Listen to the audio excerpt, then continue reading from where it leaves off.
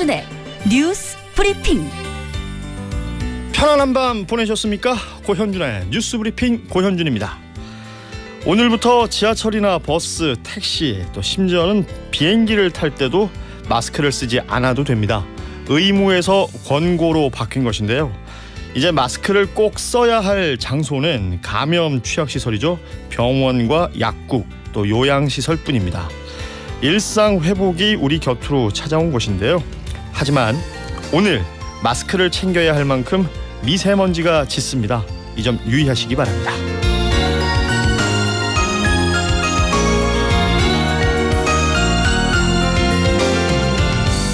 자, 고현준의 뉴스 브리핑 군유부 여러분의 참여를 기다리고 있습니다. 문자 메시지는 샵 1035, 짧은 문자 50원, 긴 문자 100원의 이용료가 있고요. SBS 인터넷 라디오죠. 고릴라와 유튜브는 무료로 참여하실 수 있습니다. 자, 3월 20일 월요일 아침 고현준의 뉴스 브리핑 시작합니다. 헤이 빅토리, 오늘의 뉴스 키워드 알려줘.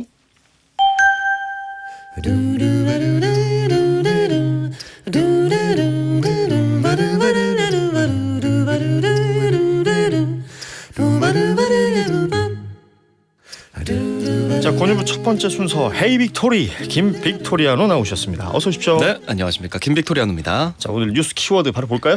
예, 오늘 어제 있었던 북한의 미사일 도발에 대한 이야기, 그리고 한일 정상회담, 실리콘밸리 은행 파산 후 후폭풍이 일어나고 있는 이것들이 뉴스의 키워드라고 할 수 있습니다. 이 소식들 잠시 뒤에 만나볼 수 있겠습니다. 자, 그럼 헤이 빅토리의 첫 번째 키워드, 대중교통 마스크 의무 해제.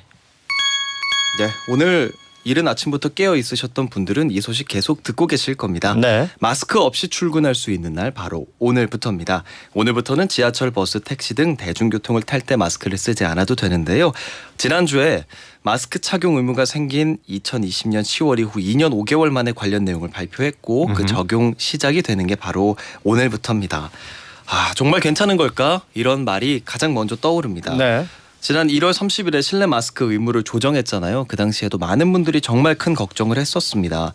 하지만 당국에 따르면요, 조정 이후에 방역 지표 안정적으로 유지가 됐고요. 자율적으로 마스크를 쓰는 시민들이 상당히 많다는 점이 이번에 고려가 된 것 같습니다. 네. 만약 당시에 마스크를 풀고 나서 확진자가 막 늘고 위중증이 급격하게 올라갔다면 위험했겠죠. 이런 그러면 조치를 할 또 수 마스크 없었겠죠. 벗자라는 얘기 못했겠죠. 그렇죠. 근데 다행히도 감소를 했고요. 특별히 변이 바이러스도 발생을 하지 않음으로써 뭐 대중국 관련한 조치도 해제가 되는 등 상황은 괜찮은 상황인 것 같습니다. 네. 시민들의 의견은 어떨까요? 어제 많은 언론에서 이 시민들의 의견을 좀 주목을 했는데요. 지하철 탈 때 없으면 곤란했는데 편하다라는 의견도 있었지만요. 반대로는 불안하다, 주변에 확진자가 거의 없어지면 그때쯤 벗을 것 같다라며 환영하는 분위기, 또 걱정하는 분위기가 공존하고 있습니다. 예, 이제 안 챙겨도 될까요? 아닙니다. 그건 아니죠. 대중교통에서 사람이 엄청 많을 때는 웬만하면 써달라. 그리고 우리가 나도 모르게 기침을 하거나 할 때가 있잖아요. 그렇죠. 그럴 때는 남을 위해서라도 마스크를 써야 하니까 꼭 챙기고 다녀야 하고요. 병원이나 약국, 요양시설 같은 곳에서는 마스크 착용 없이 출입을 할 수가 없으니까요. 우리가 언제 다치고 언제 병원에 가는 상황이 생길지 모르잖아요. 그러니까 마스크를 가방 한켠에 꼭 좀 챙기고 다녔으면 좋겠습니다. 말 그대로 의무에서 권고로 바뀌는 것이고 꼭 써야 하는 장소들이 아직 있습니다. 감염 취약시설들, 뭐 병원이나 약국, 또 요양시설 등에서는 당연히 써야 되는 것이고요. 예. 대중교통도 사실은 사람이 좀 붐비는 그렇죠. 출퇴근 시간이나 이럴 때는 또 착용을 또 추천하고 있고 여러분들이 알아서 잘 하실 거라고 믿습니다만 많은 분들의 또 이 반응은 제가 아까 나오고 있는 것 같아요. 예. 안효은님의 반응이 있죠. 좀 소개를 해주실까요? 예, 고디님, 저는 마스크 해제제도 계속 쓰려고 합니다. 봄철엔 특히 미세먼지도 심하고요. 마스크를 쓰면서 감기에 안 걸리더라고요. 네. 마스크 안 쓰는 건 좋지만 마스크 안 쓰고 사람들 많은 곳에서 큰 소리로 떠들진 않았으면 좋겠어요라는 의견 주셨네요. 이게 그런 거죠. 주변에 대한 배려 이런 것들은 다들 비슷한 생각하시는 것 같아요. 네. 2242 끝번호 쓰시는 분은 마스크요 안녕. 그동안 고마웠다. 그나저나 마스크 공장은 어째요? 라고 해주셨습니다. 이게 예. 또 주변을 둘러보시는 분들이에요. 예. 예. 그리고 오늘 미세먼지 심하고 안개 심합니다. 4112님 안녕하세요. 안개가 심한 아침이네요. 오늘부터 대중교통 마스크 권고인데 버스 안에서 다 쓰고 계시네요. 라고 메시지를 또 보내주신 분들도 있습니다. 예. 풍경이 조금씩 바뀌고 있습니다만 이게 말 그대로 일상 회복. 이 단어로 조금 더 가치가 옮겨가고 있는 것 같습니다. 스스로의 건강은 또 스스로가 지켜야 되는 것. 그렇습니다. 각자 도생 뭐 이런 말들도 하는데 잘 챙기시길 바라고요. 두 번째 키워드 보겠습니다. 손흥민 50도움 기록 후 귀국길입니다. 축구 얘기를 좀 해보려고 합니다. 네. 손흥민 선수가 우리 시간으로 어제 사우스햄튼과의 경기에서 멋진 기록을 좀 만들었거든요. EPL 프리미어리그 통산 50번째, 50번째 도움을 기록한 겁니다. 전반 추가 시간에 멋진 패스를 하면서 선제골을 도왔는데 아시아 선수로는 이 50도움이 EPL에서 최초고요. 예. 지난 시즌에 득점왕까지 했었던 손흥민 선수라서 뭐 50도움이 대단한가라는 생각을 할 수 있지만 아시아 선수의 최초의 기록, 대단한 기록입니다. 그리고 직전 노팅엄전에서 손흥민 선수가 리그 6호 골을 넣었거든요. 이거는 통산 99호 골이에요. 네. 그러니까 딱 한 골만 더 넣으면 이제 손흥민 선수가 EPL에서 통산 100호를 넣게 된다. 이 역시도 아시아 선수 최초의 기록이기 때문에 기대가 됩니다. 어제 경기는 3대3 무승부로 끝이 났는데 사우스햄턴이 사실 EPL에서 지금 현재로서는 꼴등 팀이거든요. 네. 그렇기 때문에 이 팀을 이기지 못한 토트넘은 4위인데 아쉽죠. 아쉬운 상황이라고 할 수 있겠습니다. 뭐 팀의 성적으로 인해서 다소 좀 빛이 바랜 감이 있는 이번 기록이지만 그래도 손흥민 선수 뭐 대단하다는 건 뭐 많은 분들이 당연히 그럼요. 알고 계실 테니까요. 오늘 귀국하죠? 맞아요. 클린스만 호가 출격한다는 소식 제가 전해드렸었잖아요. 부임을 하게 됐는데 오늘 처음으로 소집을 하는 날입니다. 네. 손흥민 선수 또 토트넘의 손흥민이기 이전에 우리 국가대표팀의 주장이잖아요. 이번에 또 들어오게 되는데 명단을 쭉 봤을 때 어제 뉴스에도 많이 나왔지만 눈여겨볼 점이 바로 황희찬 선수거든요. 예. 울버햄птон에서 뛰고 있는 황희찬 선수가 햄스트링이 좀 안 좋아요. 그래서 한 달 정도 경기를 못 나오고 있다가 13일에 뉴캐슬과의 경기에 나와서 진짜 피치를 밟은 지 1분 만에 골을 넣었거든요. 그래서 국내 팬들 역시 진짜 황희찬 선수 대단하다라고 얘기를 했었는데 또 부상입니다. 그래서 아쉽게 이번에 또 명단에 함께 하지는 못하게 됐고요. 빨리 쾌차했으면 좋겠고 황희찬 선수는 없지만 대표팀 지난 월드컵 16강 멤버를 주축으로 이번에 모이거든요. 네. 클린스만 호가 출격하는 날이고 24일 이번 주 금요일에 콜롬비아전이 있습니다. 아주 불금이 또 예상이 되고 28일에는 우루과이와의 경기가 있으니까요. 우리 마음껏 좀 응원을 해보면 좋겠습니다. 그래요. 자, 다음 키워드 보겠습니다. MZ와 기성세대 그 사이입니다. 요즘 가장 많이 떠오르는 말이 바로 MZ세대답다 뭐 이런 말일 것 같습니다. 예. 한국행정연구원 보고서에서 중앙행정기관에서 일하는 공무원 1,021명을 대상으로 재밌는 질문을 좀 했거든요. 공무원들을 대상으로. 공무원들을 대상으로 했다는 점도 흥미롭습니다. 특별한 사유가 없는 한 점심은 부서원과 같이 먹어야 한다고 생각하시냐요? 이런 질문이에요. 아하. 결과가 좀 궁금하죠. 이게 5점 척도로 나왔는데 MZ세대가 2.23점, 기성세대는 2.7점. 그러니까 나란히 부정적인 반응을 보였습니다. 예. 꼭 부서원과 같이 먹어야 된다라고 생각하지는 않는다는 거거든요. 연령대가 낮은 Z세대는 더 낮았습니다. 더 부정적이었거든요. 예. 뭐 MZ세대는 뭐 점심 같이 안 먹는다고 생각할 수 있지만 기성세대도 이렇게 생각하는가 궁금하시죠? 이 연구원에서는요. 부서원이나 팀원이 기성세대들 입장에서 나랑 밥 먹는 걸 좀 불편해하는 것 같아서 나도 별로다 이렇게 얘기를 했다. 배려하는 차원이다라고 풀이를 했습니다. 예. 이 MZ세대 여기서 또 나는 뭐 나이의 기준은요. 기성세대는 82년생 이후부터라고 하고요. Z세대는 95년생. 네. 그러니까 우리가 MZ세대라고 말하는 세대가 82년부터 94년까지로 매우 큽니다. 그렇죠. 뭐 넓지 사실 MZ 그러지만 이게 40 넘은 사람들도 MZ 안에 포함되는 사람들이 있는 거예요. 그렇죠? 네. 네, 저도 그 MZ 한 중간에 있는 사람으로서 많은 생각을 하게 되는데 그 외에도 뭐 부서 회식으로 점심이 괜찮을까라는 질문에 회식으로. 네, 회식으로 되게 선호하는 예. 그런 마음을 보였고요. 뭐 뿐만 아니라 부서원 간은 서로 아는 게 중요하냐라고 물어본 것도 기성세대와 MZ세대 모두가 중요하다고 했습니다. 그러니까 이 보고서에서 결국엔 MZ세대가 좀 개인적 시간 활용의 가치를 많이 두고 있기 때문에 그걸 존중하고 효율적으로 합리적으로 일하는 방식을 정립해야 한다라고 말했습니다. 네. 회식으로 점심 괜찮죠. 저희 고유부는 회식으로 아침이 괜찮습니다. 네. 괜찮죠. 네. 아침 좋죠. 9811님 밥은 편하게 먹어야죠. 9076님 밥 같이 먹는다고 업무 효율 좋아지지 않습니다. 이게 뭔가 문화가 이렇게 형성이 되고 있는 것 그러니까요. 같아요. 예. 꼭 나쁘다고 할 수 없을 것 같습니다. 그럼요. 다음 키워드 보죠. 영재학교 10명 중에 1명은 의대행. 네. 지난달 졸업한 영재학교 졸업생 10명 중에 1명이 의대와 약대에 진학했다는 내용이에요. 예. 이런 현상이 일어나지 않도록 교육부가 방안을 내놨는데 아니 공부 잘하는 사람이 의대 가는 게 왜 문제야? 영재가 의대 갈 수 있잖아 라고 생각하시는 분들도 많을 것 같아요. 저도 그래서 좀 찾아봤는데 일단 영재학교는 우수 인재를 육성하기 위해서 만들어진 특별한 학교라서 네. 많은 정부의 예산을 받고 있고요. 교육 과정도 상당히 다르거든요. 일단 일반적인 내신이 없고요.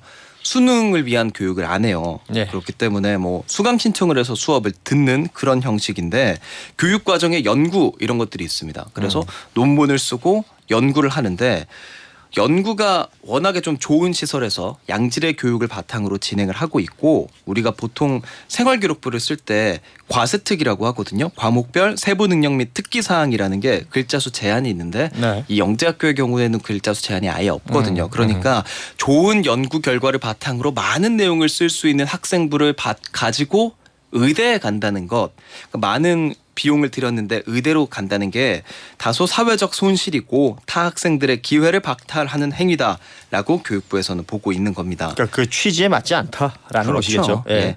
그래서 만약에 의학학 계열에 가고 싶다라고 하면 그럼 일반고로 전출을 해서 가렴이라고 권고를 한다고 하고요. 그 외에도 만약에 그래도 간다고 하면 교육부에서 장학금을 좀 환수하겠다라는 예. 내용도 발표가 됐습니다. 의대가 열풍이라는 소식들은 계속 전해드렸는데 이렇게 영재학교나 과학고 특별한 계층에서 특별한 교육을 받는 학생들마저도 그 취지를 살리지 못한다는 건 다소 좀 아쉬운 측면이 있지 않을까라는 생각을 하게 됩니다. 이렇게 뭐 똑똑하고 공부 잘하는 친구들이 의대로 몰려간다는데 뭐 종종 뉴스 전해드립니다만 소아과나 또 지역에는 의사가 부족해서 힘들다라는 뉴스도 동시에 들려오잖아요. 씁쓸한 상황이네요.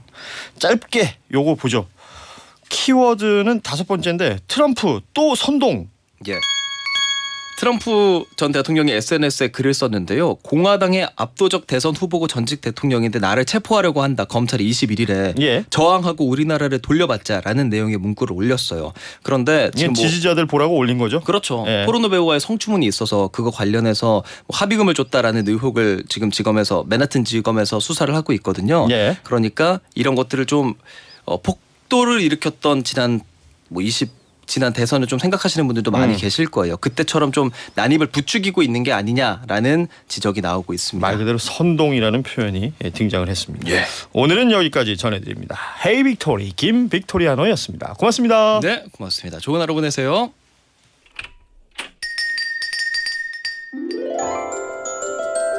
아침을 여는 가장 똑똑한 방법.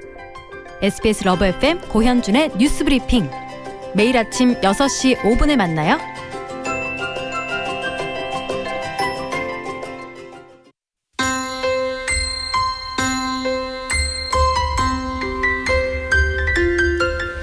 이번 주 경제는 찬란할까요? 심란할까요? 알고란 TV 고란 기자와 함께 정리를 해보죠. 찬란한 경제 고란 기자 나오셨습니다. 어서 네, 오십시오. 안녕하세요. 일단 밤사이 들어온 이 뉴스부터 볼게요. 실리콘밸리 은행이 파산되고 뭐 그 이후에 계속 관련 뉴스들 나오다가 스위스의 2번째로 큰 은행이죠. 크레딧 스위스 은행이 휘청거린다. 뭐 이런 보도들 있었고요. 밤사이 보니까 UBS라는 은행이 크레딧 스위스를 인수한다. 이런 뉴스가 나왔더군요. 네. 이게 제가 이 뉴스를 이제 어제 정리를 하고 있는데 이게 시티 때때로 뉴스가 달라지더라고요. 결론부터 말씀드리자면 UBS가 20억 달러에 인수하기로 했고요. 이게 그러니까 주당 치면은 0.5 스위스 프랑입니다. 이게 당초에는 0.25를 불렀어요. 예. 이게 17일 날 지난 금요일 CS 종가가 1.86이거든요.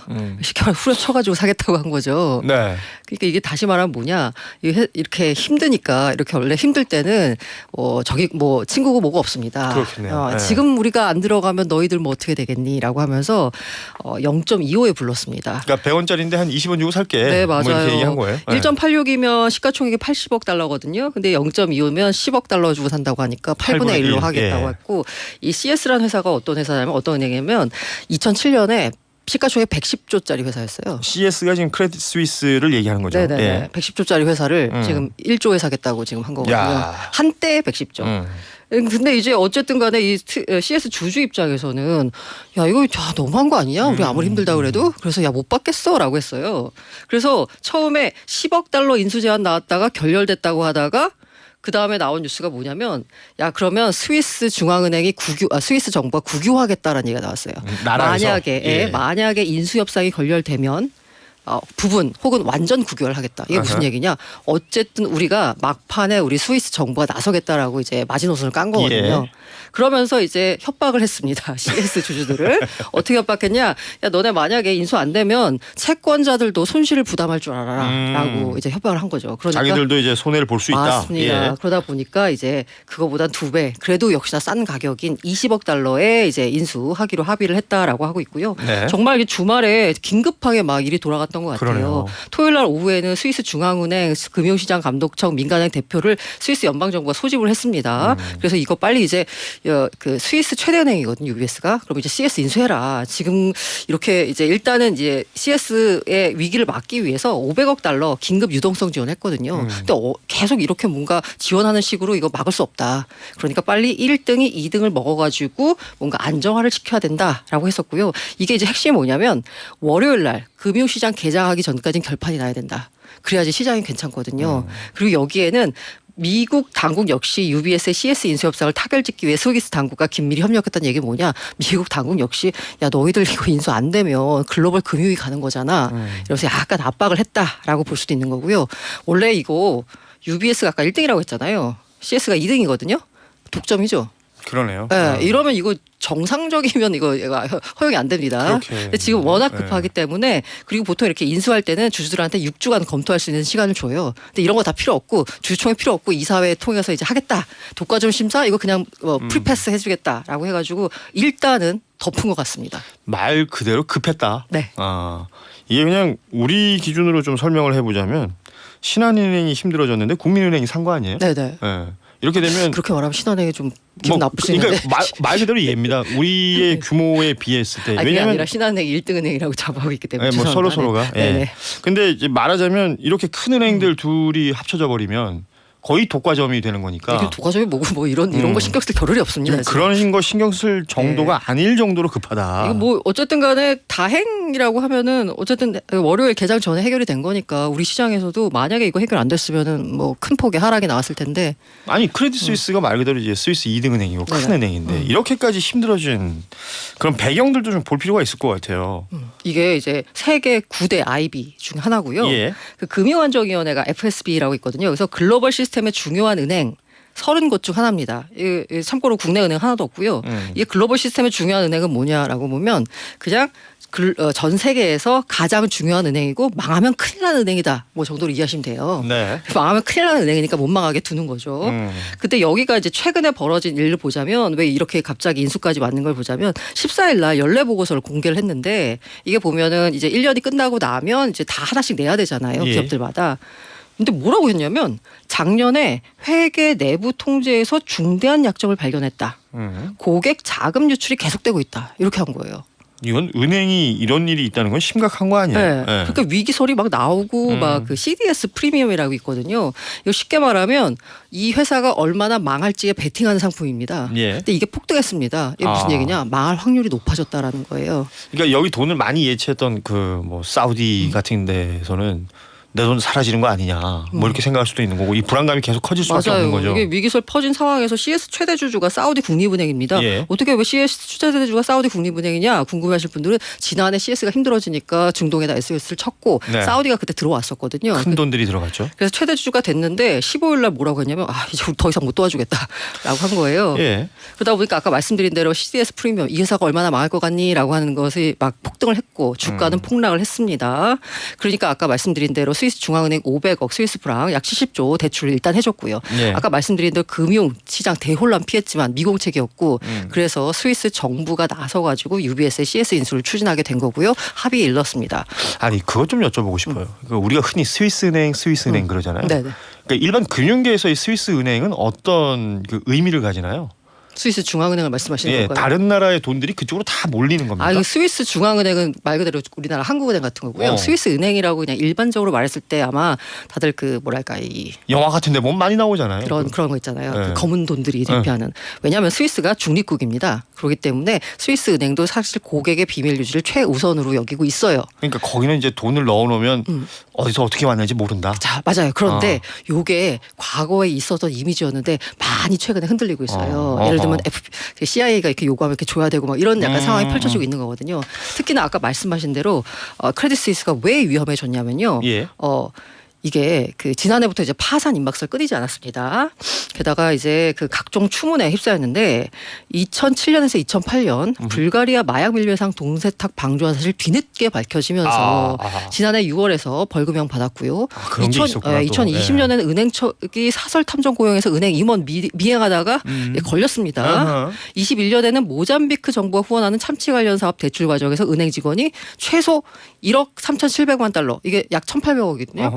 여기는 횡령 규모도 뭐 어마어마하게 달라요. 슈킹을 했다는 거네요. 여기서 이제 재밌다기보다는 핵심이 뭐냐면 이게 스캔들이 엄청 퍼지고 일단 글로벌 금융위기에 의해 은행들이 다 힘들어진 상황에서 추문들이 불거지면서 뭔가 안 좋아졌는데 결정타를 가한 게 바로 21년에 있었던 영국 그린실 캐피털 투자 실패. 요거는 잘 이렇게 안 와닿죠. 근데 요건 아마 아실 거예요. 네, 한국계 투자자 빌 황의 아케고스 캐피털의 투자에 막대한 손실을 입었다라는 겁니다. 미국 헤지펀드 아케고스와 관련 투자 손실이 44억 스위스 프랑이에요. 40억 달러가 넘거든요. 이게 무슨 얘기냐라고 보면 이 미국계 헤지펀드 아케고스가 이제 그 약간 터졌잖아요. 네. 근데 이게 재밌는 게 뭐냐면 골드만삭스는 먼저 빠져나왔어요. 근데 막판에 이제 덮어 쓴 게 크레딧 스위스하고 노무라. 일본. 네네네 이렇게 된 거예요. 네, 방금 들어온 속보라고 합니다. 32억 달러라고 합니다. 네, 아까보다 높였네요. 금액이 올라갔군요. 네, 올라갔습니다. 미 연준도 환영하고 있다. 당연히 연준도 환영을 하겠죠. 그렇죠. 이게 뭔가 그 큰 위기로 가진 않아요. 네네네. 예. 어찌 됐든 때웠다. 네, CS 주주들이 버티다가도 받아낸 것 같습니다. 그리고 이게 재밌는 게 뭐냐면 이게 지난해 초 내부 고발자가 고객 개인정보를 언론에 제배해서 크레딧 스위스의 비밀 계좌를 만든 고객 3만 명의 명단이 유출됐습니다. 은행이 아주 난리가 났었네요. 자, 이 보시면 여기 아까 비밀 뭐죠 했잖아요. 예. 근데 고객이 돈을 맡겼더니 이게 뭐예요? 그 뭔가 헤지펀드에 터지고 근데 그게 다 터졌으면 괜찮은데 골드만삭스 같은 애들은 피했는데 CS는 이게 터졌거든요. 얘 도대체 돈을 어떻게 운영하는 거야? 게다가 내 돈을 좀 비밀리에 잘 보관해달라고 했더니 고객 명단 유출되고 이러면 어떻게 되겠어요? 돈을 다 빼가죠. 그러니까요. 그러다 보니까 이게 되게 놀라운 게 뭐냐면 수신 잔액이 그러니까 예치금이 지난해 3분기에 3,713억 프랑이었는데 4분기에 2,332억 프랑으로 37.2%가 줄었어요. 이게 쉽게 말해서 되게 천천히 뱅크런이 일어난 거예요. 그러네요. 예. 은행이 100억이 있었는데 그중에서 37억이 빠졌다는 얘기거든요. 이러다 보니까 좀 망할 수밖에 없는 거죠. 자구 노력을 이제 뭐 펴긴 했지만 어쨌든 회사가 은행이 넘어가는 상황에 처하게 된 거죠. 야, 요즘 뭐 은행들 망한다 이런 얘기 자꾸 나오니까 계속 걱정되고 신경 쓰입니다. 미국 쪽 상황도 좀 보자면 네네. 중소은행이죠. 퍼스트 리퍼블릭 은행이 위험하다. 이런 네. 얘기가 또 나옵니다. 네, 그래서 여기서 뭐 단기 대출해주고 뭐 여기를 어때서 살리기 위해서 이렇게 이제 그 미국 은행들이 어렵잖아요. 그러면은 딱 누가 나섭니다. 자, 누구냐? JP 모건이 나섭니다. 네. 이게 약간 은행의 맏형쯤 되거든요. 자, JP 모건을 비롯해서 뱅크 오브 아메리카 등등이 모여가지고 대형 은행 11곳이 야 이게 만약에 퍼스트 리퍼블릭 무너지면 은행 시스템 전체가 위험해질 테니 여기다가 약 300억 달러를 예치하기로 결정했습니다. 이게 무슨 얘기냐? 아까 비교하신 대로 보자면 신한은행 망하게 생겼는데 국민은행, 우리은행 등등이 모여가지고 돈 여기다 넣어주는 겁니다. 네. 자기네들 예금 그냥 여기다 넣어주는 거예요. 그러니까 이게 뭐 절대적으로 뭐 큰 위치에 있는 은행이 아니다 하더라도, 그러니까 한 은행이라도 문제가 생기면 안 되니까 네. 형들이 돈 모아가지고 이제 여기 떼어주는 거예요. 형들이 돈 모아서 넣어준 거고요. 여기다 이제 아직 리스크가 남아 있는 상황에서 재밌는 소식이 뭐였냐면 워런 버핏 버크셔 해서웨이 요 회장하고 또 미국의 고위 당국자들이 만났대요. 게다가 오마하의 전용기를 끌고서 지역은행 CEO들이 이 버크셔 그 워런 버핏을 찾았다는 겁니다. 만나서 무슨 얘기를 했을까가 이제 그 뭔가 시장의 관심인데 어쨌든 구원투수 등판 가능성이 지금 나오고 있거든요. 이게 왜 그러냐면 2008년에 금융위기 확산했을 때 이 워런 버핏이 골드만삭스에서 50억 달러 투자하면서 자본 조달했고요. 네. 이때 그 50억 달러 투자한 돈 자체도 돈이지만 워런 버핏이 들어왔다라는 움직였다. 예. 사실 자체가 시장에 안정감을 심어줬어요. 그렇기 때문에 이번에 들어오는 것도 또 시장에 좀 안정감을 심어주지 않을까, 이번에도 등판할까, 약간 그 기추가 주목되고 있고요. 제가 요거 관련돼 가지고 재밌는 게 그 Too Big to Fail이라는 영화가 있거든요. 한번 보시면 이 상황이 되게 재밌게 나와 있어요. 예. 이게 보면은 미국이 힘들어지니까 미국 재무부 장관이 워런 버핏한테 전화를 하더라고요. 미국 살려달라고. 오마하의 현인. 네네. 예, 그쪽으로 이제 이 사람 저 사람 많이 몰려가겠군요. 예, 아무튼 워런 버핏까지 움직이고 있고 심각한 상황들 해결하기 위해서 노력을 하고 있다라는 건데, 은행 때문에 이제 뭐 금융시장은 이른바 직격탄을 맞았다, 주가가 푹 떨어졌다, 이런 얘기들 많이 하는데 비트코인은 웃고 있네요. 이게 참 신기한 게 어쨌든 간에 그 금융위기 본격화된 게 10일이거든요. 예. 그러면서 금융주 폭락했고요. 비트코인도 급락했습니다. 그때는 2만 달러 선 붕괴됐어요. 근데 갑자기 분위기가 반전되더니 11일부터 오르기 시작해가지고 어허. 지금 현재 시각 확인해 보니까 2만 8,100달러 정도 돼요. 이게 갑자기 어제 또 2만 7천 달러 정도에서 거래가 됐다가 자고 일어나니까 이렇게 높아졌더라고요. 그래서 왜 올랐지? 라고 보니까 UBS 인수 이제 소식이 나오면서 이게 또 이제 랠리를 펼친 건데요. 열흘 동안 40% 넘게 올랐습니다. 자, 왜 올랐을까? 자, 언제나 상승에 대한 해석은 사후적입니다. 갖다 붙이기 나름이에요. 근데 이제 갖다 붙이는 것 중에 굉장히 약간 사실 이런 걸 그럴싸. 미리미리 알아야 되는 건데. 맞습니다. 예, 그렇죠. 예. 그럴싸해 보이는 게 첫 번째로 많이 나온 얘기가 은행이 실패했다. 자, 비트코인이 2008년에 나올 때 왜 나왔나요? 2008년 글로벌 금융위기에 대한 어떤 반성으로 나온 거거든요. 예. 기존 금융 시스템 못 믿겠다. 대안 시스템이 필요하다라고 해서 그 P2P로 거래할 수 있는 은행 시스템을 만든 거거든요. 그게 바로 비트코인이니까 지금처럼 또 은행이 어려워진 상황에서 당연히 비트코인이 관심을 받겠지. 라고 하는 겁니다. 이 뭔가 그런 느낌이에요. 이 산이 아닌가면 저 산으로 가. 뭐 이런 느낌이에요. 예. 네. 두 번째가 이제 긴축 완화 전망인데요. 어쨌든 이번에 이제 그 파산 사태가 터지기 전까지만 해도 금리를 뭐 빅스텝 얘기 나와서 네. 0점 올릴 거다라는 얘기가 나왔었는데, 이제는 그렇게까지 올리기가 쉽지가 않은 상황이잖아요. 예. 연준이 긴축 을 좀 완화하는 기조로 가는 거 아니냐. 그럼 시장에 돈 풀리네. 그러면 위험 자산인 비트코인도 오르겠구나라는 심리가 반영됐다는 설명도 있고요. 네. 또 하나 쇼스퀴즈라 그랬는데 그간에 이제 비트코인 가격 하락할 것 같아라고 이제 베팅을 했던 투자자들이 많아요. 근데 갑자기 오르기 시작하니까 어떻게 돼요? 빨리 사서 갚아야 됩니다. 그러다 보니까 갑자기 급등했다라는 거고요. 네 번째가 미국 정부의 발빠른 대응인데 바이든 정부가 예금 전액 보호 조치는 긴급하게 대응에 나섰다라고 하면서 코인 시장 우려감이 해소됐는데요. 이게 보면은 코인 업체들 가운데 이 아까 말한 실리콘밸리 은행, 여기가 아까 그 스타트업 많이 취급하잖아요. 예. 여기 돈 묶인 것들이 좀 있어요. 근데 이제 다 괜찮아지니까 코인 그 회사들 악재가 해소됐다라는 것도 반영됐다라고 하는데, 사실 궁금한 건 앞으로죠. 자, 이 두 가지로 날립니다. 야, 그래, 은행은 안 돼. 그러니까 비트코인으로 갈 거야. 그리고 또 나온 얘기가 뭐냐면 어쨌든 스위스 쪽에 보관됐던 약간 검은 자금들이요. 그러니까요. 이제 나와야 되잖아요. 그러니까 그 스위스 은행이 지금 불안하니까 거기 두지 않을 거 아니에요. 그 나온 돈들이 검은 자금이니 어디로 갈 거냐? 이 비트코인으로 흘러 들어온 거 아하, 아니냐라는 얘기가 나오고 있어요. 그렇기 때문에 당분간 오를 거다라는 전망도 있고요. 또 반대로서는 너무 단기간에 많이 올랐거든요. 당연히 조정이 나올 거다라는 전망이 교차하고 있습니다. 말씀하신 것처럼 열흘간 40%니까 이게 뭐 너무 눈에 띄게 움직이고 있고. 제가 그 한국 원으로 표현드리면 2,700만 원 하던 게 지금 3,700만 원 하더라고요. 아무튼 다 끝나고 나니까 이런 해석들이 나오는 거죠. 우리가 그 전에는 몰랐던 얘기들입니다. 예. 시간이 뭐 아쉽게 다 돼버렸는데 오지윤님, 부동산도 어렵고 물가도 올라와서 어려운데 금융도 너무 어렵네요. 다 어려워요. 예. 고란 기자님, 한일 정상회담 경제적 성과 어떻게 보십니까? 시간 되면 조금만 얘기해 주세요. 죄송합니다. 잘 모르겠습니다. 정말 너무 관심이 없어가지고. 예. 네, 죄송합니다. 한일 정상회담 뭐 이제 경제계 인사들도 움직이고 재계 인사들이 이제 만났다라는 소식만 전해지는데 정부에서도 뭐 수출 규제라든지 여러 가지 경제적 효과들에 대한 이야기를 하고 있습니다만 시장에서는 또 어떻게 반응을 할지 이런 건 좀 지켜봐야 될 것 같아요. 말씀드리자면 제가 몰랐다는 얘기는 그만큼 시장에 관심이 없다는 얘기입니다. 그래요. 예. 여기까지 전해드리죠. 찬란한 경제 알고란 TV 고란 기자였습니다. 고맙습니다. 네, 감사합니다. 자, 기상청 연결해서 날씨 듣고요. 뉴스 브리핑 이어갑니다. 현재 수도권 서부와 충남 북부, 전라 서해안을 중심으로 가시거리가 100m 미만의 매우 짙은 안개가, 그 밖에 서쪽 지역에는 1km 미만의 안개가 낀 곳이 많습니다. 인천과 김포, 무안 등 공항에는 저시정 경보가 발효 중인데요. 출근길뿐 아니라 오전까지는 안개에 주의하셔야겠습니다. 오늘은 전국이 가끔 구름 많겠습니다. 따뜻한 남서풍이 유입되면서 기온이 평년보다 높겠습니다. 오늘 낮 기온 서울이 16도, 광주와 경주가 21도, 대구가 20도까지 오르면서 어제보다 더 오르겠는데요. 내일과 모레는 내륙을 중심으로 낮 기온이 20도 이상 올라서 일교차는 커지겠습니다. 다만 내일 아침 기온은 수도권과 강원 내륙 산지를 중심으로 0도 이하로 내려가는 곳이 많아서 쌀쌀하겠습니다.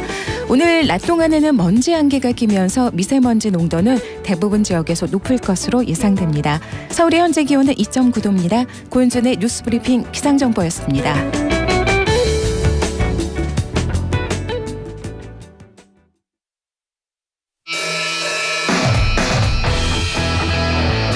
신선한 뉴스, 묵직한 이슈를 꽉 채워서 전해드립니다.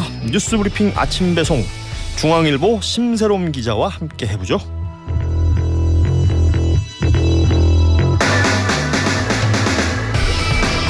어서 오십시오, 심세롬 기자. 네, 안녕하세요. 네, 첫 번째 이슈 바로 시작합니다. 북한 소식부터 살펴보죠. 관련 내용 듣습니다. 오늘 오전 11시 5분쯤 북한이 평안북도 동창리 일대에서 쏘아올린 단거리 탄도미사일 한 발이 우리 군 당국에 포착됐습니다. 군의 탐지 결과 미사일은 800km를 비행한 뒤 동해상으로 떨어진 걸로 나타났습니다. 자, 북한 미사일 소식 계속해서 자주 전해드리게 됩니다. 지금 또 한미 연합훈련이 진행되고 있는 중에 북한이 또 미사일 도발에 나선 겁니다. 네, 방금 간단히 들으시긴 했지만 먼저 합동참모본부 발표부터 전해드리면요. 이 19일 오전 11시 5분쯤 북한이 평안북도 동창리 일대에서 동해상으로 발사한 단거리 탄도미사일 한 발을 포착했다. 이게 합참의 공식 발표입니다. 이제 뭐 고도나 속도 같은 상세한 재원은 종합적으로 아직 분석하고 있는 중이라고 하는데요. 네. 이 북한의 무력 도발 최근에 계속되고 있습니다. 뭐 미사일 쐈다는 얘기 듣더라도 우리가 또 쐈어? 이렇게 믿어지는 측면까지 있는 것 같아요. 굉장히 이제 무력 도발이 잦은 상황인데요. 이게 이제 한미나 한일 관계랑 연관이 있습니다. 이번 도발의 그 내용을 보면은 북한은 한미 연합훈련 본연습이 시작하기 하루 전에 먼저 지난 12일에 잠수함 발사 순항 미사일 두 발을 먼저 쐈죠. 그리고 나서 불과 이틀 뒤인 14일에 단거리 탄도 미사일을 발사했고요. 종류별로 계속 쏘고 있습니다. 그래요? 그리고 한일 정상회담이 열린 16일 그때는 이제 ICBM 화성 17형 고각 발사하면서 위협 수위를 끌어올렸죠. 네. 이 한미 연합 연습이 23일에 끝나는데요. 그때까지는 지속적인 무력 도발이 계속될 거라고 보여집니다. 한편 이제 이 북한의 도발에 대한 국제사회의 대응도 우리가 살펴봐야 되는데요. 이제 유엔 안전보장이사회 안보리가 우리 시간으로 오늘 밤에 안보리 차원의 공식 대응을 촉구할 전망입니다. 예. 대북 추가 제재 결의안이나 의장 성명 이런 결과물을 도출할 가능성이 근데 낮아 보이는데요. 그래요. 그 이유가 중국이랑 러시아가 안보리 상임이사국으로 있기 때문에 이런 실제 결과물이 나올 가능성은 낮다고 밝혀지고 있는데요. 지금 막 속보 나온 거 살펴보시면은 북한이 지난 주말 이제 18, 19일에 네. 김정은 국무위원장이 딸 주애와 함께 참관한 가운데 전술 핵 운용부대들의 핵 반격 가상 종합전술훈련을 진행한다고 또 속보가 나왔습니다. 그래요? 그러니까 네. 다양한 무력 시위를 계속적으로 진행하고 있는 상황이네요. 김정은 위원장이 다 현장까지 지금 현장 지도를 하고 있다라는 얘기가 되는 건데 맞습니다. 지금 말씀해 주신 것처럼 이제 유엔 안보리 대북 추가 제재 얘기가 나오곤 있습니다만 여기 이제 중국과 러시아가 상임이사국 중에서 이 두 국가가 반대를 하고 있기 때문에 실질적인 어떤 내용은 나오겠느냐라는 부정적인 관측이 있는 겁니다. 이런 가운데 지금 시진핑 중국 국가주석이 푸틴 러시아 대통령 초청으로 오늘부터 2박 3일간 러시아를 국빈 방문하게 됩니다. 이게 보통 외교 얘기를 할 때 한미일 안보협력 공조 얘기를 하면 그 대응점에 있는 게 이제 북중러 얘기를 하게 되는데 맞습니다. 지금 중국 러시아가 정상회담을 한다는 것이고요. 북한의 또 협력 이런 모양새가 한미일 대 북중러 구도가 계속해서 만들어지고 있는 것 같아서 관련된 내용도 계속 짚어보시면 좋을 것 같습니다. 이런 가운데 지금 어제 미국의 B-1B 전략 폭격기가 또 한반도에 전개가 됐습니다. 이게 예정에 있었던 훈련인가요? 네, 그렇습니다. 이 국방부 발표를 보시면 B1B가 어제 한반도 상공에서 연합 공중 훈련을 했다고 밝혔는데요. 예. 훈련에는 이제 우리 공군 이 B1B만 나온 게 아니라 우리 공군의 F-35A 스텔스 전투기 그리고 또 미 공군의 B1B 외에도 F-16 전투기 다 참여를 했는데요. 대대적인 훈련이었던 거죠. 이게 원래는 예정된 훈련이긴 했는데 북한이 계속해서 도발 수위 높이고 있는 상황이기 때문에 경고 메시지도 겸한 것으로 풀이가 됩니다. 네. B1B 얘기를 말씀 좀 드리면 이게 미국 전략 폭격기 중에서 가장 빠른 기종이에요. 예. 예. 이제 그래서 최대 속도가 마하 1.25에 달하고요. 유사시에는 괌에서 한반도까지 2시간 컷. 네, 2시간 안에 올 수 있는 굉장히 빠른 그만큼 폭격기인데 빠르다. 예. 그리고 뿐만 아니라 이게 강력한 비행입니다. 폭탄을 60톤까지 탑재할 수가 있고요. 이제 뭐 이론적으로는 핵무기 탑재도 가능하다고 해요. 예. 근데 이거를 국내 언론이 죽음의 백조라고 많이 표현을 하거든요. 근데 이제 이 죽음의 백조라는 표현은 사실 국내 언론에서만 쓰는 걸로 알려져 있어요. 이게 미국에서는 B1, 그러니까 BONE B1이잖아요. 그래서 미국 그 조정사들은 90년대에는 본이라고 불렀다 그래요. BONE. 예. 어쨌든 한국에서는 죽음의 백조로 불리고 있는 그런 폭격기라서 북한 정권이 가장 두려워하는 미국의 전략 자산으로 알려져 있습니다. 보통 우리가 이제 뭐 폭격기 이런 얘기하면은 이제 빠르게 날아가는 부분들에 대해서 이제 좀 많이들 네. 관심을 가지지만 그만큼 얼마나 강력한 폭탄을 싣고 갈 수 있느냐 그렇죠. 이것도 중요한 건데 60톤까지 폭탄이 탑재하고 뭐 말씀해 주셨지만 그러니까 이론상으로는 핵폭탄까지 가능하다라는 맞습니다. 얘기예요. 예. 자 이렇게 한미연합훈련 도중에 북한의 도발 상황들까지 계속 짚어봤고요. 다음은 한일 정상회담 얘기 이어가 보죠. 준비된 내용부터 듣고 오겠습니다. 굴욕적 한일회담 규탄한다. 한일 관계가 정상 복원되었습니다. 반도체 소재의 3종에 대한 일본의 수출 규제 조치가 4년 만에 해제되고 또한 지난 정권의 그저 모양만 갖추었던 한일 군사 정보 보호 협정도 완전한 정상화를 이루었습니다. 아무리 위헌적이라도 아무리 상식에 반하더라도 일본의 비위만 맞출 수 있다면 무슨 일이든지 할 수 있다. 이런 굴욕적 태도 아닙니까 여러분? 주말 내내 시끌벅적했습니다. 정부의 강제동원 배상 해법 또 한일 정상회담을 규탄하는 대규모 집회가 서울 시내부터 해서 곳곳에서 열렸고요. 이 관련된 내용들 지금 목소리 들으신 게 국민의힘 김기현 대표 민주당 이재명 대표 각각 목소리였는데 이 내용들 정치권 반응까지 한번 정리를 해보겠습니다. 주말 시끄러웠어요? 네. 제가 이 권유부 출연한 직후로 계속해서 한일 이슈가 첫 번째, 두 번째 예. 나오고 있는데 계속해서 한일 이슈 시끄럽습니다. 정상회담이 마무리됐지만 주말 동안에도 계속 논란이 이어졌는데요. 예. 방금 들으신 대로 토요일에 서울시청 앞 광장에 한일 역사 정의 평화 행동 이런 시민단체들이 주최한 3차 범국민 대회가 있었고요. 네. 주최 측은 1만 명에 모였다고 추산했고 경찰은 5천 명 추산했습니다. 참가자들이 이제 주장하는 바를 살펴보시면 이게 강제동원 피해자들의 인권을 파라개치한 회담 아니냐 크게 비판하고 있습니다. 그리고 이 집회는 이번 주말에도 예고돼 있어요. 네. 정치권에서는 방금 들으신 대로 반응이 굉장히 상반되고 있습니다.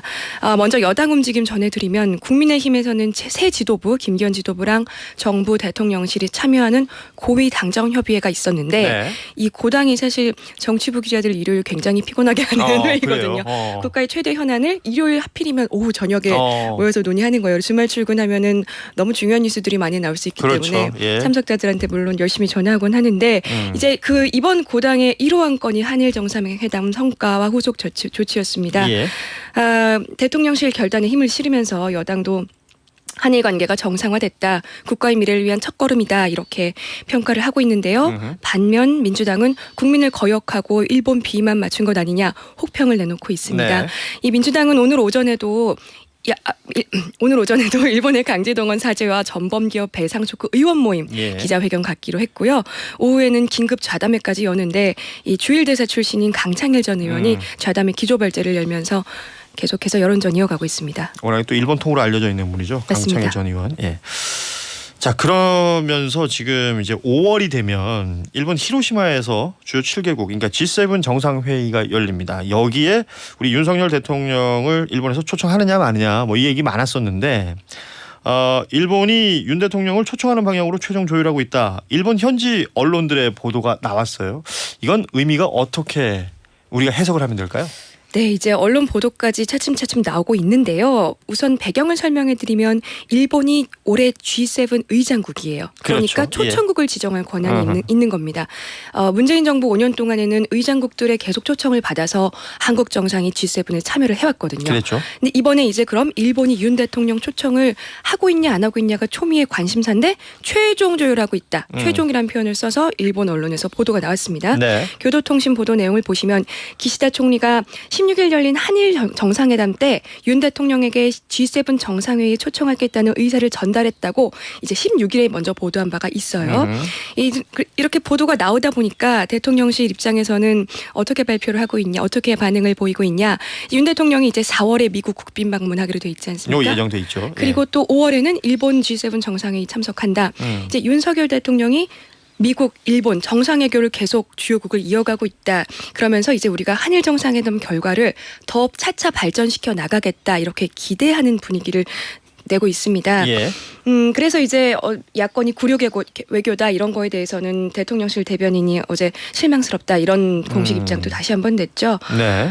이제 한일 셔틀 외교가 복원이 되면 기시다 총리가 연내 또 방한하게 될 가능성이 커지는 게 아니냐. 윤석열 대통령이 한번 갔으니까 예. 기시다 총리도 오고 계속해서 한일 관계를 더 긴밀하게 이어나갈 수 있는 게 아니냐 이런 기대감도 여권 주변에서는 감지가 되고 있는데요.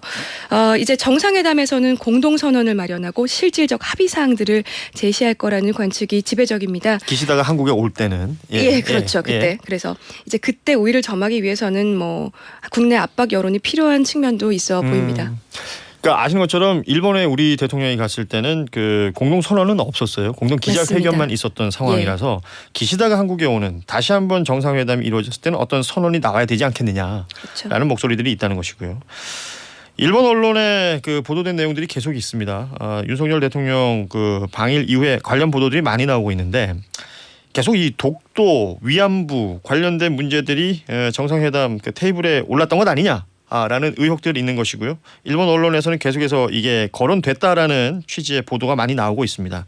어떤 내용이고 또 민주당 역시 이 부분에 대해서 대통령실 답변을 요구하고 있는 그런 상황이기 때문에 한번 짚어보겠습니다. 네, 이 위안부나 독도는 양국 다 굉장히 민감하게 여기지는 그렇죠. 이슈들인데요. 일본 교도통신 보도 내용을 보시면 한일 정상회담에서 기시다 총리가 2015년 타결된 한일 위안부 합의의 착실한 이행을 요청했다. 일본 정부 관계자가 이렇게 얘기했다고 일단 교도통신이 보도를 했고요. 예. NHK에서도 공영방송이죠, 일본에 이 기시다 총리가 위안부 합의 이행을 한국 측에 요구했고 또 독도 문제와 관련해서도 일본의 입장을 전달했다. 일본 언론들은 계속 우리는 독도랑 위안부 얘기를 했다고 전하고 있습니다. 그래요. 근데 이제 이걸 보시면은 기시다 총리라는 이 정치인이 2015년이 위안부 합의 때 외무상이었어요. 그렇죠. 우리 요즘에 이제 외교부 장관이었던 네. 겁니다. 그러니까 예. 한일 합의를 그때 주도했던 사람인데 이후에 이 위안부 합의가 사실상 파기되면서 그 일본 내부 자민당 내부의 보수 세력에게는 거센 비판을 받았던 예. 것으로 전해졌는데요. 때문에 이제 그 자민당 당내 기반이 약한 기시다 총리 측이 이제 일본의 다음 달 지방선거 중요한 선거를 앞두고 있습니다. 그러니까 보수 여론을 의식해서 일부를 좀 더 강하게 위안부 독도 얘기하면서 한국을 압박하는 모습을 보인 게 아니냐 이런 해석이 나오고 있습니다. 그런데 이제 우리 한국 정부 측에서는 난감하고 좀 당황스러워하는 기류가 아주 큽니다. 네. 이제 일단 어제 대통령실이 한일 정상회담에서 위안부 문제든 독도 문제든 논의된 바가 없다 이렇게 딱 잘라 말했고요. 예. 만났는데 양쪽이 다른 얘기하고 있는 상황이죠.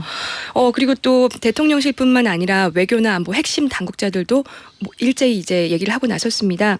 박진 외교부 장관이 KBS에 출연해서 독도라든지 위안부 문제는 의제로서 논의된 바 없다 이렇게 밝혔고요. 이 말이 참 묘호해요. 네. 의제로서 논의된 그렇죠. 바는 없지만 어떤 다른 형태로 논의가 됐느냐 이렇게 또 얘기가 될 수도 있는 그렇습니다. 거라서요. 예. 예, 그리고 또 이제 대통령실의 안보 컨트롤타워 중 한 분이죠. 김태효 국가안보실 1차장도 YTN에 또 출연해서 일본 당국자가 우리에게 독도 얘기를 한 기억이 없다. 이것도 웃기지 않습니까? 네, 당국자는 안 했지만 또 누가 했을지도 모르겠다. 뭐 이런 여러 가지 해석이 나오는 문장들이 계속 나오고 있어요. 그래서 이제 야당은 강하게 반발하고 있습니다. 이모경 민주당 대변인이 어제 브리핑에서 일본 기하라 세이지 관방부 장관이 회담 직후에 독도 문제가 포함됐고 위안부 합의를 착실하게 이행하기로 요구했다. 이렇게 얘기하면서 한국과 일본 이 중 한쪽이 거짓말을 하는 게 아니냐 이렇게 야당이 지적하고 있는 상황입니다. 그 일본의 이제 관방부 장관이라고 하면 우리로 치면 이제 정부 대변인 역할을 하는 것이기 때문에 네. 이 부분에 대해서 야당에서는 또 계속해서 질문을 하고 있습니다. 예. 자, 그리고 어제 열렸던 이제 고당이라고 얘기해 주셨는데 고위 당정 회의 내용 하나 더 살펴보겠습니다. 최대 화두 중에 하나가 주 69시간제 논란. 이거 이제 개편안 얘기가 나왔고 네. 대통령이 60시간 아래로 마련해라라는 얘기를 하면서 이게 굉장히 큰 뉴스가 되고 있습니다. 관련된 뉴스를 살펴볼 텐데 김대기 대통령실 비서실장 모두 발언부터 들어보시죠. 69시간이라는 아주 극단적이고 별로 일어날 수 없는 그런 프레임이 씌워지면서 진위가 제대로 전달이 되지 못한 측면이 있습니다. 자, 이 대통령 비서실장의 발언입니다. 그 핵심은 어떻게 요약할 수 있을까요? 네, 방금 들으신 내용 다시 한번 요약해 드릴게요. 주 최고 69시간 근로시간 제도 개편과 관련해서 진위가 제대로 전달되지 않았다. 69시간은 그냥 프레임이라고 주장한 겁니다. 극단적이고 일어날 수 없는 프레임이다. 이제 그러면서 김 실장이 설명한 구체적인 내용을 보시면 연장 근로단위는 주에서 한 주에 얼마가 아니라 달, 분기, 1년 이렇게 확대를 해서 근로자에게 혜택을 주려고 한 정책이었다고 했어요. 근데 이렇게 주장하긴 했지만 앞으로 예상되는 문제를 사전에 거르는 노력을 강화하겠다면서 약간 정책의 혼선이 있었다는 거는 일부 인정을 했습니다. 예. 그러니까 사전에 예상되는 문제는 거르겠다 이렇게 얘기를 한 건데요. 근데 이제 69시간이라는 게 정말 너무 일을 많이 하는 것처럼 느껴지지 않습니까? 계산해 보면 살벌하죠. 예. 이제 국민들이 실제로 희망하는 주간 근무 시간은 사실 40시간도 안 된다는 조사 결과가 있었습니다. 이제 이상과 현실이 굉장히 괴리가 있는 건데요. 한국보건사회연구원이 지난해 9월에서 10월 전국 만 19에서 59세 2만 2천 명을 조사한 결과를 살펴보시면 희망 근무 시간은 연령대가 내려갈수록 짧았습니다. 20대 이하는 얼마나 될 것 같으세요? 뭐 적게 일하고 싶겠죠. 일주일에 34시간. 예. 그리고 30대는 36시간. 그런데 40대는 37시간. 좀 이제 점점 연령대가 올라가면서 원하는 근무 시간이 조금씩 올라가긴 했지만 어쨌든 69시간 혹은 50몇 시간보다는 더 낮은 40시간 이하를 원하는 것으로 나타냈습니다. 그러니까 노동자들이 직접 느끼는 부분과 정부에서 내놓은 정책의 이 괴리가 이만큼 큰 부분이 있다. 여기에 혼란이 있는 부분들은 일정 부분 인정을 했습니다만 또 개선해 나가겠다라는 얘기도 함께 한 거니까요. 좀 보도록 하고 정치권 이슈 요거 좀 볼게요. 문재인 전 대통령 이 등판했어요. 이재명 대표를 중심으로 한 민주당의 단합을 주문했다. 이게 이제 전해진 말인데 주말 동안 당 안팎에서 설전이 이어지고 있습니다. 이 말을 그럼 누가 전한 것이냐? 이게 또 중요한 거 아니겠어요? 화제가 정말 중요한데요. 야권의 큰 스피커죠. 박지원 전 국가정보원장이 10일 날 평산마을에서 문 전 대통령을 만났는데요. 네. 그러고 나서 일주일 뒤 17일 라디오 인터뷰에서 이재명 대표 말고는 대안이 없다라고 했다는 전언을 전했습니다. 그러니까 이제 여기에 대해서 계속해서 비이재명계에서 비판 목소리를 내고 있던 이상민 민주당 의원이 같은 날 라디오에 출연해서 문 대통령이 과도하게 말씀하신 거다. 그리고 전달한 분도 잘못한 거다. 우리가 무슨 문 대통령 꼬붕이냐? 부하냐 이런 표현을 썼습니다. 이상민 의원의 표현이 이제 그랬었으니까요. 그렇죠. 예. 그러면서 이제 문 전 대통령 뜻이 이러니 아무만 말라는 지침으로 들리는데 더 모욕적이다. 강하게 반발 목소리를 냈습니다. 이제 문 전 대통령 근데 발언 자체는 당의 화합에 방점을 둔 것으로 보이는데 그 발언의 일부 내용이 전해지면서 당내 내용은 더 붉어지고 있는 상황으로 보입니다. 네. 여기에 대해서 이제 박용진 의원도 지난 17일에 평산마을에 있는 문 전 대통령 사저를 방문해서 17일이면 이제 박지원 전 원장이 이 얘기를 한 날인데요. 그렇죠? 네. 그날에 다시 박용진 의원도 방문을 해서 당이 화합해야 된다는 메시지를 들었다. 이렇게 거듭 SNS에 밝혔는데요. 언론과의 추가 인터뷰에서는 박용진 의원은 나는 문 전 대통령에게서 이재명 대표에 관한 언급은 없었다. 듣지 못했다. 그렇게 덧붙였습니다. 문재인 대통령의 발언들을 누가 어떻게 전하느냐 가지고 또 당내에서 이런저런 얘기들이 많군요. 맞습니다. 예. 자, 오늘 여기까지 정리해 보겠습니다. 중앙일보 심세롬 기자와 함께했습니다. 고맙습니다. 감사합니다. 자, 생활 밀착 정보까지 살펴봅니다. 한국과 중국 간 국제 여객선이 정상화됐습니다. 오늘부터는 배를 타고도 중국과 한국을 오갈 수가 있습니다. 또 저희가 소개해드린 바가 있죠. 수산물을 최대 50%까지 할인해주는 3월 대한민국 수산대전 행사가 오늘부터 10일 더 연장이 된다고 합니다. 해산물 먹고 싶네요. 네. 이 노래가 딱이네요. Samuel Elight, Under the Sea 띄워드리고요. 저희는 내일 아침 6시 5분에 다시 찾아뵙겠습니다. 고맙습니다. Going up there, but that is a big mistake. Just look at the world around you, right here on the ocean floor. Such wonderful things around you. What more is you looking for? Under the sea, under the sea. Darling, it's better down where it's wetter. Take it from me. Up on the shore, they work all day. Out in the sun, they slave away. While we're devoting full time to floating under the sea. Down here, all the fish is happy as off through the waves.